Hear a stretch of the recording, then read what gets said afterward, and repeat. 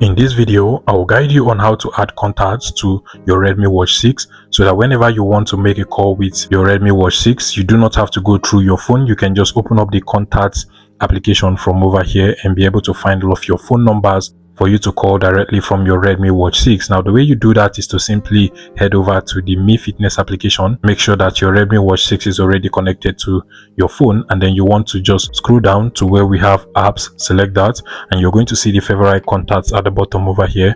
Select that as well, and you can see from over here that you can actually add up to 100 contacts. So you can tap on the add button over here. This is going to access your contact list on your phone. You can just tap on any number to add it. As you can see, this one has actually been added. Once you're done adding all of the contacts, you can just tap on the back button at the top over here.